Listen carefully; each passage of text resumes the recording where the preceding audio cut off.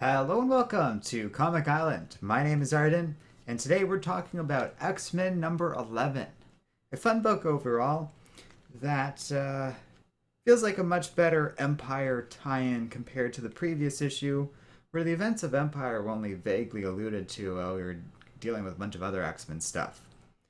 This book's kind of weird in that it's got two things on it I found quite interesting. One is the Empyre little banner thing that denotes it's an Empyre tie-in, but also in the corner is a little path to X of Swords or like a logo thing that indicates that this is also a prelude to X of Swords. So this is something I actually haven't seen before. It's a double tie-in of sorts, which is dubious as hell, and I was a little nervous as to what I was going to get out of this book. Certainly, it puts Marvel in a little bit of a questionable light, but taking that aside, I did enjoy this book. As far as Hickman X-Men books go, this is a stronger example. It still is, like the rest of the X-Men books, kind of setting things up for future events like always. And the rest of the X-Men line really seems to be building up around this core X-Men series. But it also deals with the events of Empyre in a pretty fun way. It's a great book for Magneto on the whole. And when we compare it to my much earlier now review of Giant Size Magneto, this feels like a more proper Magneto story in the age of Krakoa. And he really gets some excellent moments in this thing overall. On the whole, I would definitely recommend it for House of X-Men fans. If you have been enjoying these stories, even if you don't care much about Empyre, this is a pretty fun read with what looks like some hints of what is to come from Empyre. Alright, so with all that in mind, I will also just quickly say Alan Hickman wrote this. Francis Yu, or Laniel Yu, did the, Laniel Francis Yu did the art, Sonny Go did coloring, Clayton Cowles did lettering. They all do a pretty great job, consistent and in line with their past work with the X-Men in general. There's a lot of excellent epic shots as a full-fledged battle takes place in this story, which is nice because in some of the other X-Men books we've seen so far, they're a little fillery and don't have a lot of concrete, fun content within them. And like I said, they're more about setting up stuff that other X-Men books can follow up on in a fun way. This book kind of does both, and it's a bit of a refreshing change of pace from the rest of this particular series, and just a good, clean, fun tie-in overall that's more focused on the Empyre stuff than Path of Swords, but I see how they kind of navigate both of those in a pretty organic way. And ultimately, the double tie-in thing, as ridiculous as it makes Marvel look, doesn't really affect the quality of this particular book. Okay, so let's get into what's in it. We open on some younger mutants, including Rockslide, approaching, and I could be wrong, but I believe it's a mutant among some of the crazy people that like grew out of the ground as a result of Hickman's Avengers run, when all those ex nihilo people were running around and such. Because he's got that black and white coloring and symbology among those people that helped like AIM build a portal back then, if I recall correctly, and such. I could be wrong, but the way they talk about him, like he's kind of an alien mutant more than a human mutant that was born on Earth, suggests as much to me. Regardless, this man who's called Summoner talks to them about this game he's playing. That is about like searching for strengths and weaknesses that they kind of play on a tree stump. Rockslide agrees to play, but as they're starting, 3 Kotati ships close in on Krakoa's island. We then get some really interesting little notes, just about a few things. We learn that a very low amount of Krakoan residents actually train in self-defense, which is an interesting little fact I had never really thought of before. But the X-Men that we focus on across the different lines really are the main combatants and like military force, we'll say, of the X-Men, and most of the people living on that island are not experienced in using their powers in a combat ready way. That's pretty interesting. They also talk about some of their island defenses, and also this thing that they haven't really talked about before, but this sort of evacuation plan they have for like sending mutants to this nearby archipelago to protect themselves in the event of attacks like this. And we learn that's exactly what the X-Men did in response to the Katati invasion.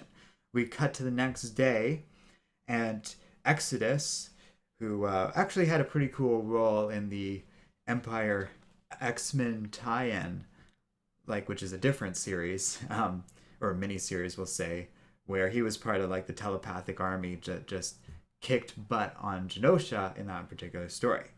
But in this book, he's talking to a bunch of X-Men children, asking them if they are afraid, and they talk about how they're not really afraid because, like, if someone were to have died, and mutants did die during the Katati invasion, they can always come back, and they talk about how the Five's already working at that right now. But Exodus is like, it does happen. It's getting into some stuff that was talked about in Wolverine. Like, these deaths do matter. There's a cause and effect, and we can't just ignore the cause. Aliens rampaged on our island. So it's a really interesting little scene between a character that, you know, is relatively obscure in the world of X-Men.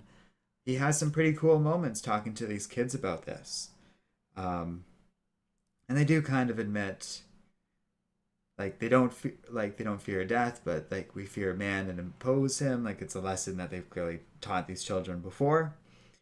And then Exodus decides, okay, well, you guys were all evacuated yesterday, but I'm going to tell you what happened because it's important you know the truth. So we cut back to the previous day, and this invasion's happening, and the Katati are attacking. All of that stuff's going on. In a very cool scene where Magneto is, I guess, just like meditating in one of his chambers, we cut to 3 helmets. His classic kind of purple and blue, his all-white one that he usually wears as part of the House of X era, but we've seen before, and then the black one from Colin Bunn's run of the Magneto series, which is a very cool nod to Magneto's different outfits over the years. Magic runs up along with... I'm not actually sure who that is, but Gorgon, I guess? Anyways, and they tell him, oh, the Katati are attacking. Like, there's this crazy alien invasion going on across the world. It's just an interesting, like, way to kind of find out that's what's going on. Magneto dresses up in his classic outfit, just to kind of say, I might even dress for this occasion, and begins to battle the Katati, really like at full force, just blasting through them with his powers. Magneto gets in contact with like Sage and other elements of the battle, including Magma, and they talk about this vein they found in like Krakoa's core and stuff, and she just gets it to erupt. So liquid metal is suddenly shooting out into the atmosphere. Magneto then contacts Bobby Drake, and he's using the Stepford Cuckoos to kind of like communicate across the battlefield telepathically to do all of this. Again, really neat. Bobby Drake freezes the liquid metal in the air, and suddenly Magneto has all this jagged, sharp metal in the air that he can obviously use. And he just violently attacks like the Katati forces. One particularly strong alien grabs Toad and straight up murders him, I believe. And Magneto sort of squares off against him, and this alien has this big long speech about how screwed, I guess, they all are, and he's like, I've stood up against supposed heroes on other worlds like you, probably referring to the fake Skrull Earth planets that the Katati like have established, having decimated before all of this story and such. But Magneto says, I've already won this fight, and satellites start crashing on this alien. He throws one of them off, another one crashes on him, one of the Katati ships, I believe, lands on him. And Magneto contacts Sage and is just like, well, we'll have to pay for the civilian satellites we destroyed. and deny we knew anything about the secret military satellites that we also destroyed. And that's that. We cut back to the next day, and Exodus is like, and what children? And that, children, is what a hero is. It's what a hero does. Now tell me, what's your hero's name? And they all just start chanting Magneto's name. Exodus goes, yes, Magneto. And he is a mutant. And it ends with the X-Men going to the moon to take the fight to the Katati. So, a pretty big and substantial story out of this particular X-Men book. And like I said, a pretty strong tie-in. I really thought there was going to be more to the connection between the Katati and the X-Men, but thus far it really seems like there isn't. Like with all their Krakoan biology and plant life stuff, it really didn't seem to matter. It didn't seem to give the Katati a huge invasion on their thing, but it's always nice to see Magneto actually fully get to use his powers and just kick butt in a way that kind of is like, well, you know, the plant people had like this advantage of potentially being able to interact with Krakoa, but Magneto just routed them by doing this crazy thing with magma that they clearly had planned as this sort of emergency defense for the island. And boy, did that plan work out, and it just seemed, I don't know, kind of like a brilliant particular little bit of action to me. So for having this really fun battle while also kind of potentially setting up a little bit of hints for stuff in the future, I think it's all pretty good. The Variety Vendor makes an interesting point in chat, how it's always interesting when a villain turns a new leaf. I feel like this has been a long time coming for Magneto, though. Like, this is sort of the genesis of stuff that's been going on in this character for decades, and then, like, even stuff as far back as maybe even Grant, well, no, but like post Grant Morrison's era with Magneto, with him joining that little San Francisco utopia they tried to create. Yeah, and then cemented, I would say, to a degree, with what's referenced in this book, Colin Bunn's story, where Magneto isn't exactly a redemptive figure, but definitely seemed to be moving in a different direction as a character. And given the way Charles went about Krakoa and the overall philosophy of it, it seemed like it was right up Magneto's alley. And like that they were able to bring aboard characters like Apocalypse or Mr. Sinister. Well, of course, Magneto, who's far more reserved than either of those two villains, would jump at the opportunity to do something like the Krakoan movement. And that's why he's been such a huge part of it. Because I think at his core, Charles has probably shared a lot of information with him, for one thing, but Magneto is a believer. He always was in believing something like this, but this is just a superior version of what he tried to start on Genosha. So of course he's all in.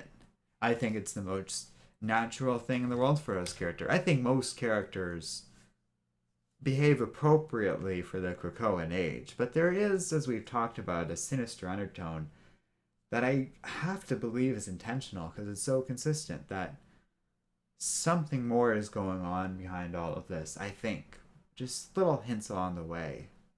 I could be wrong, but this story was more about like the strategy and finding weaknesses in your opponent and looking at their strengths, which very much refers to the Katati invasion, but I think also talks about the X-Men a little bit and how they keep getting attacked still, as though, I don't know, there's something going on. Tevia, I think, asks a question that I'm dancing around here, and thanks for joining us in stream, Tevia.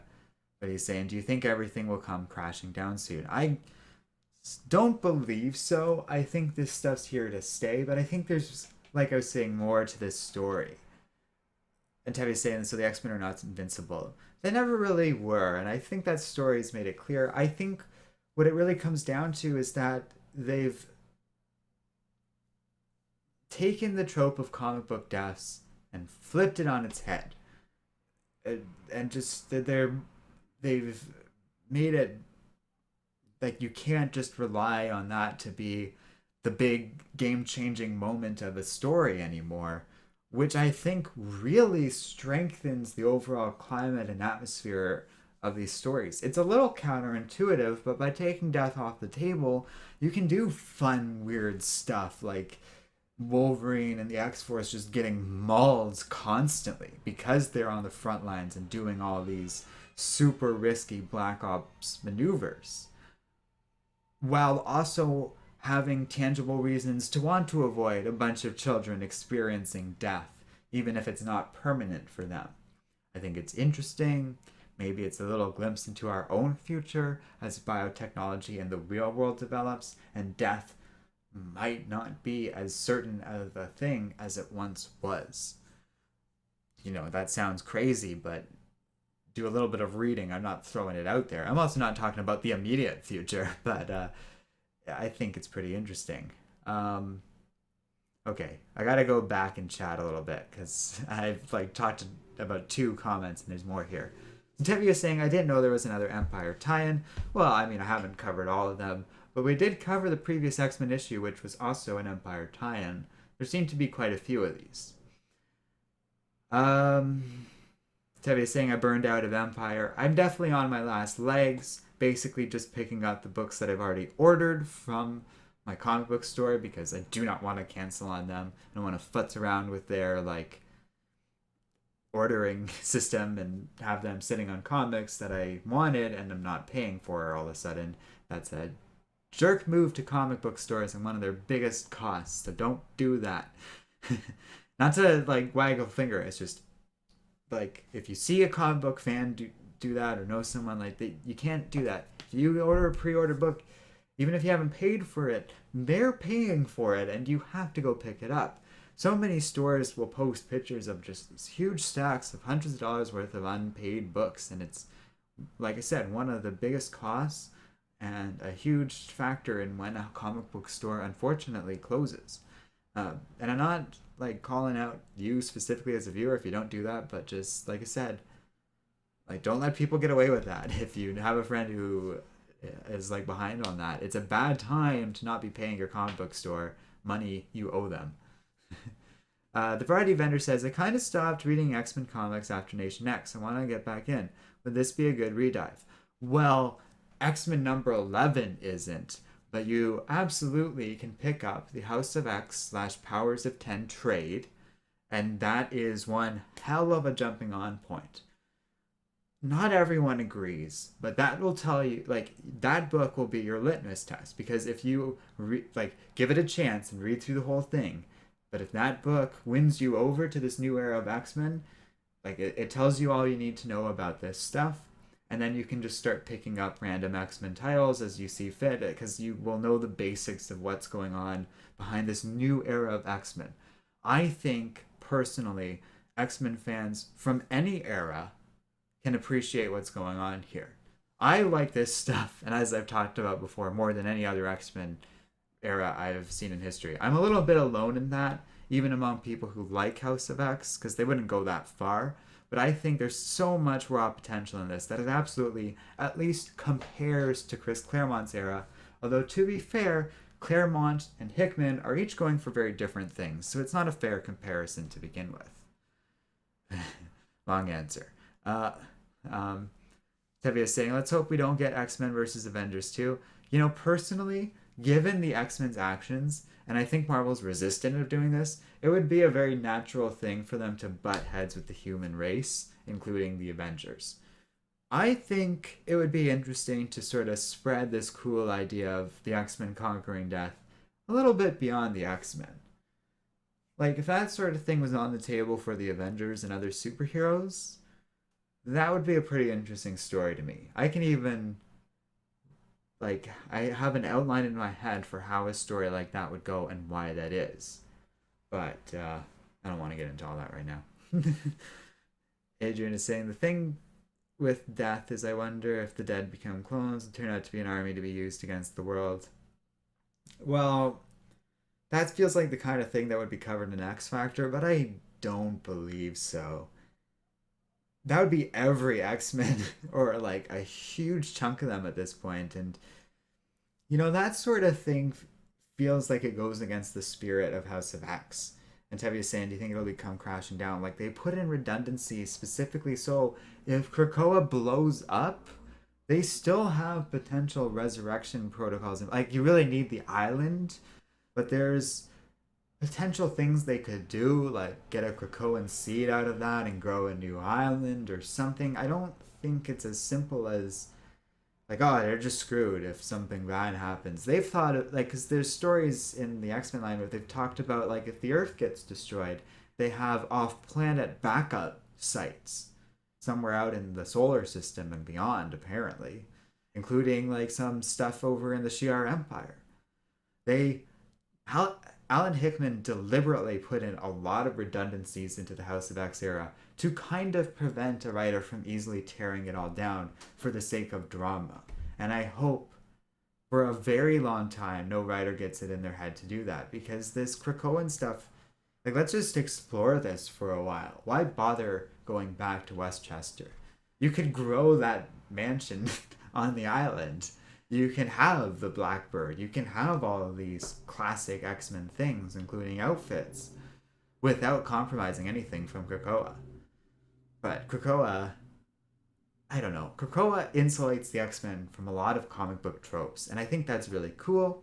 But I also think it's very, like, new agey, and we're getting into the future stuff.